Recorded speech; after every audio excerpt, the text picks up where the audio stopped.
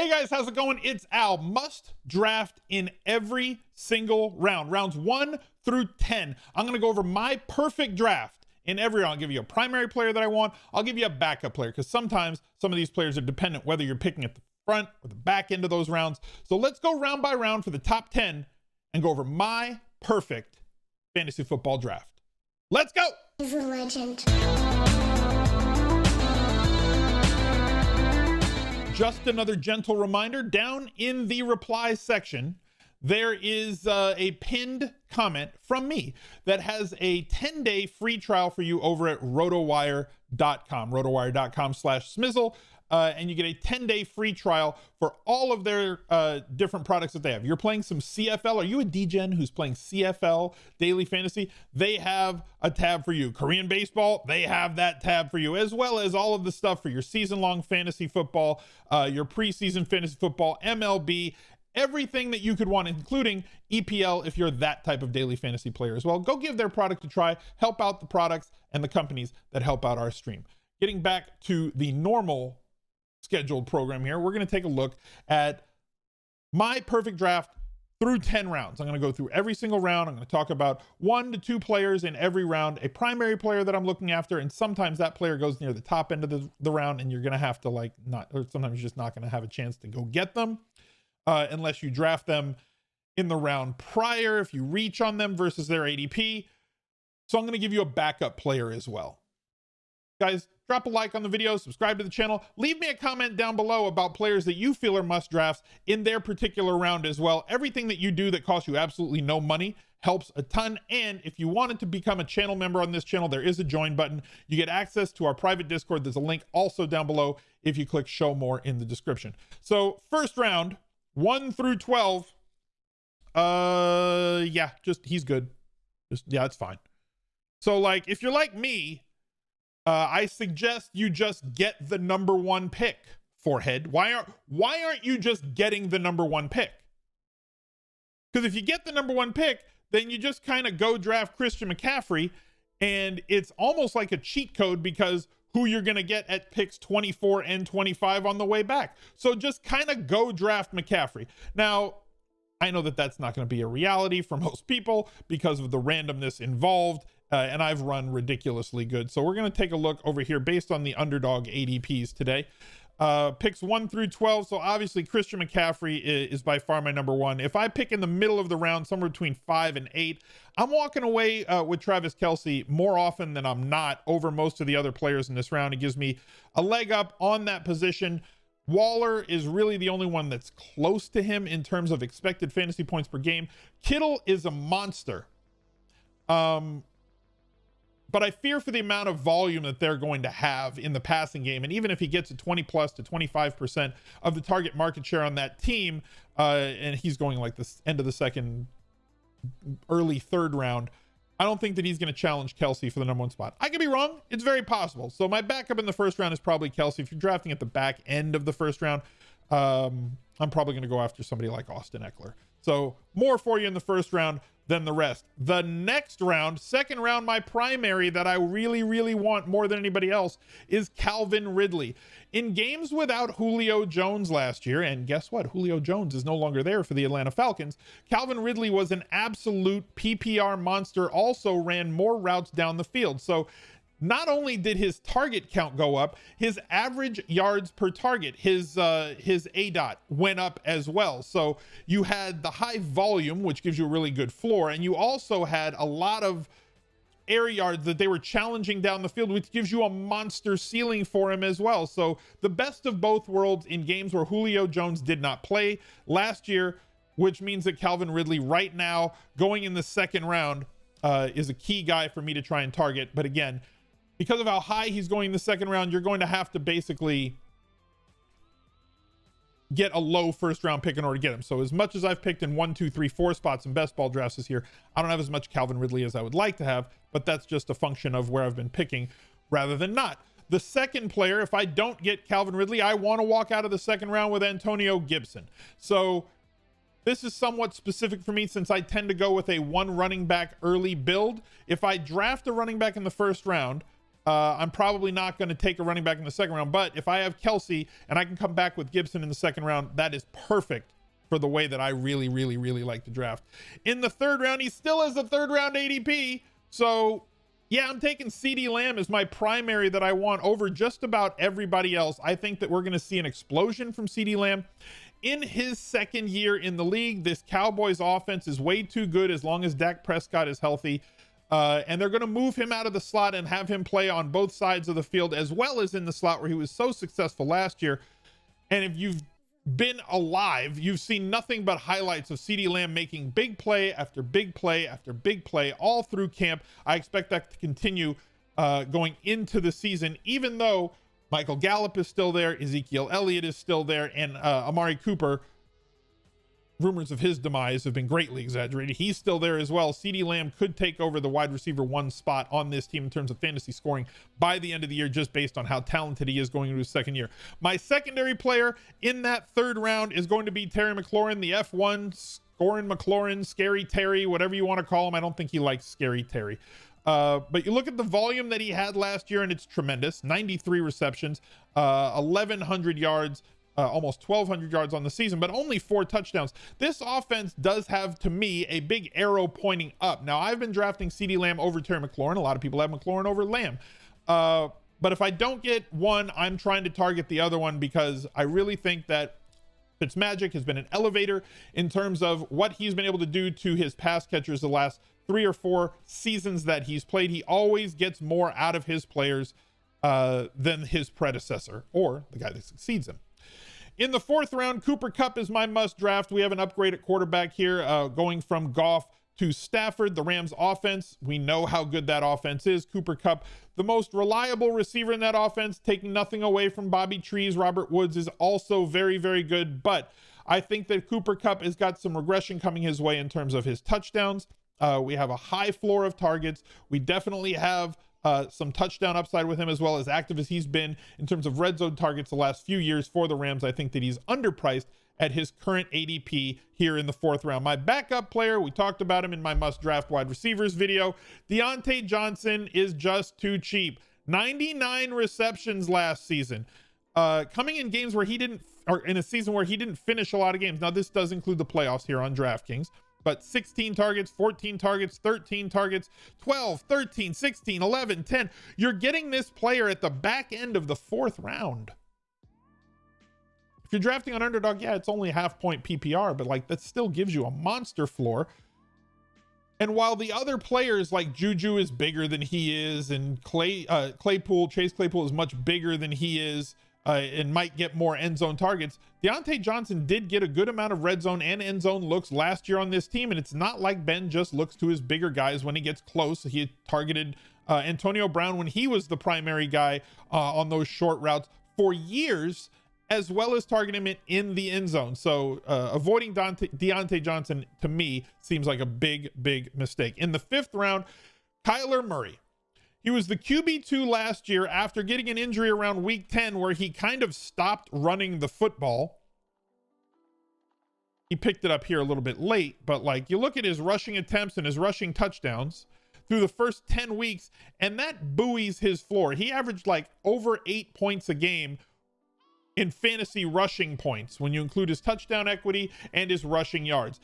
They're going to run him 8+ times a game as long as he's healthy. And I believe that with the addition of Rondale Moore on this offense, AJ Green to this offense, now they actually have the depth and athleticism at wideout, in addition to Nook Hopkins, in addition to Kirk, who's already there, another year of seasoning for Andy Isabella. They have enough tools and depth at wide receiver to make this horizontal rate offense maybe get a little bit more vertical. So Kyler Murray is one player that I think could absolutely break fantasy football this season. And if you do stack him with one, if you're planning to stack one of the later guys, or if you get Nook Hopkins in the second, he makes for a great stack. Jerry Jeudy is my secondary player here in the fifth round. Consider me a fan. I think that the drops are going to go away. The separation that he gets, I focus more on separation than drops. If you're open, your quarterback's going to throw you the ball.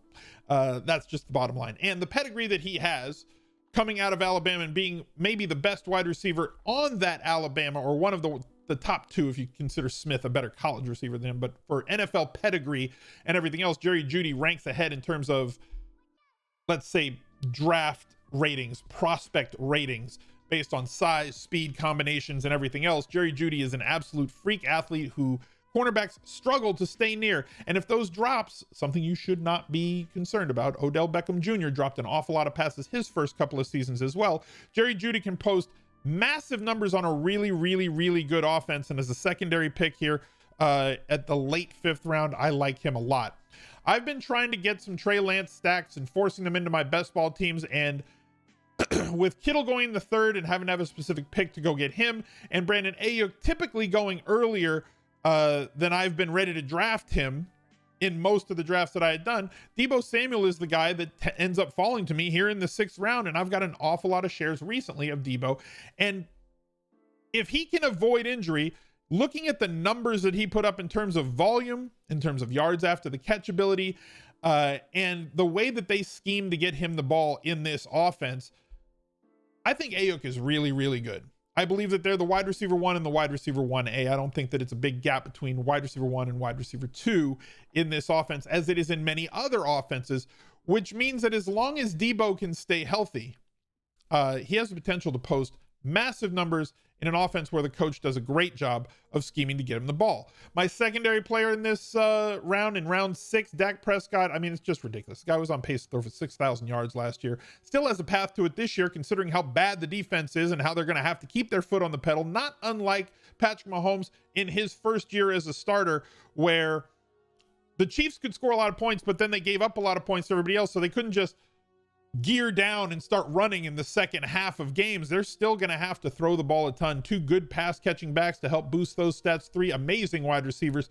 2 competent pass catching tight ends as well. Dak Prescott probably won't have to average, the 450 yards that he was averaging before he got hurt in week 5 last year. But there's all signs pointing to, as long as he's healthy, the fantasy carnival is back in town in round 6 for that draft pick. More than good enough for me, especially to pair with CeeDee Lamb, who we had in the 2nd. Laviska Shenault going in the 7th round. Massive ceiling here in Jacksonville, as there should be a big uptick in terms of the quarterback play. We're going from mustached Minshew to J. Law.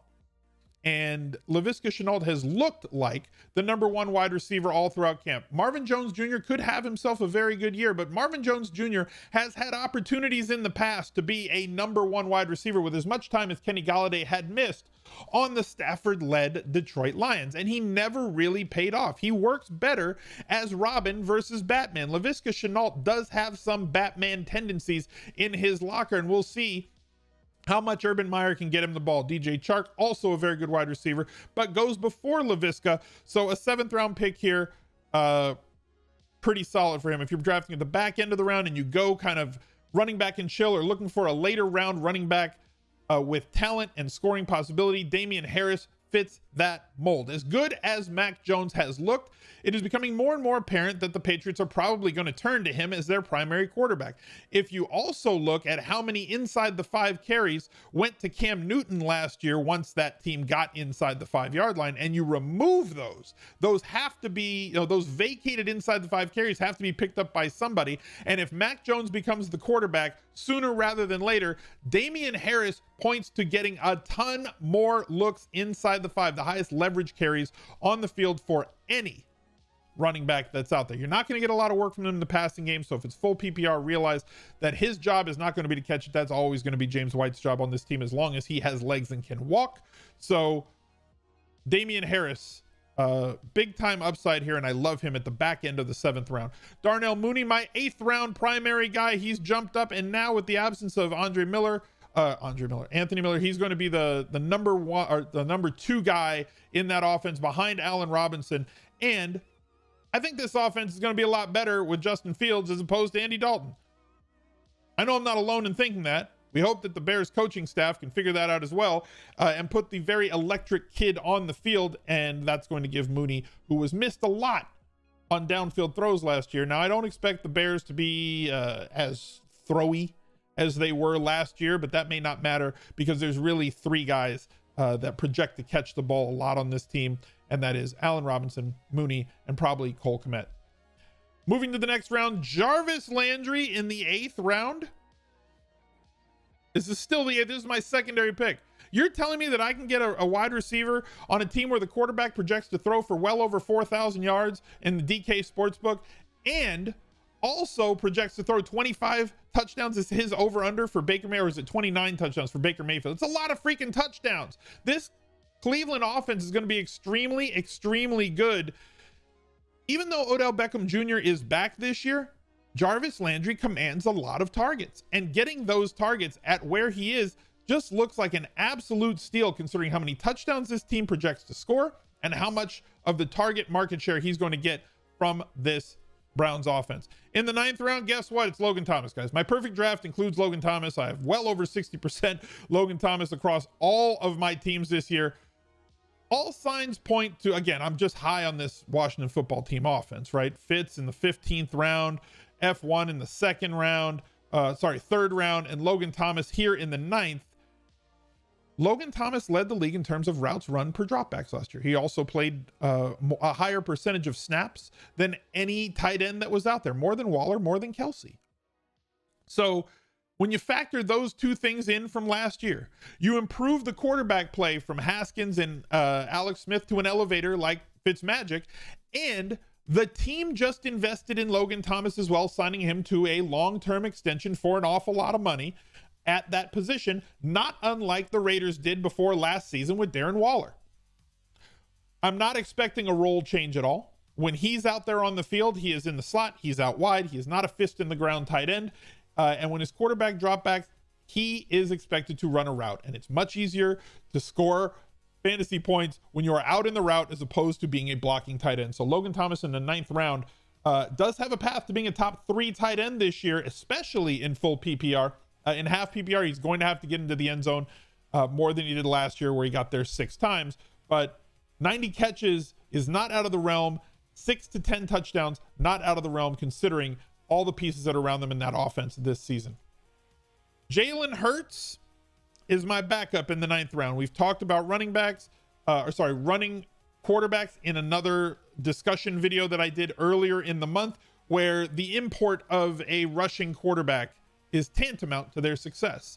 Now, you can say that, okay, last year, Jalen Hurts only started 4 games, and one of those games, he had a massive rushing output with 100 yards, and another one, he had 2 rushing touchdowns, so that's skewing the amount of rushing points per game that he had. Let's say that he runs it 10 times a game. Let's say that he averages 5.5 to 6 rushing yards per carry, which is not out of the realm of possibility for a quarterback. That's 6 fantasy points, not including touchdowns, before he even throws a pass.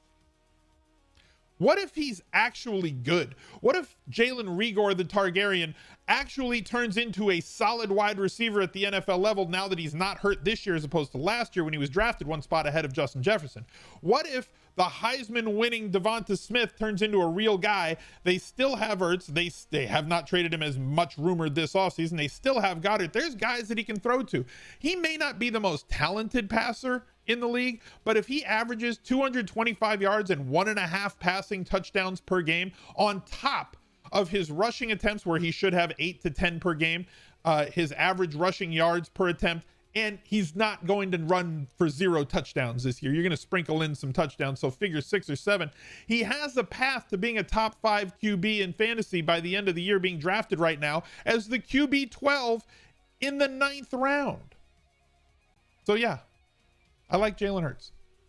Rondale Moore sneaking into the 10th round, and I'd be remiss if I did not mention him at this point, considering, and maybe it's a week 1 of preseason overreaction, but he's sliding into that Larry Fitzgerald role. He was on the team with the starters a ton, and they targeted him a ton in spots where he can be most effective, getting him the ball on little swing passes, that horizontal raid that we've talked about a ton, right? Where they just throw a slot wide receiver the ball and let him go to work and try and block in front of him. That's going to add up to a lot of easy PPR points, as well as the fact that he thrives on making plays with the ball in his hand, especially in space. So the ability to get downfield is certainly there for Rondale Moore down the seam if he plays in the slot, and they're going to get the ball in his hands a ton this season on short, quick passes. Full PPR, I absolutely love him.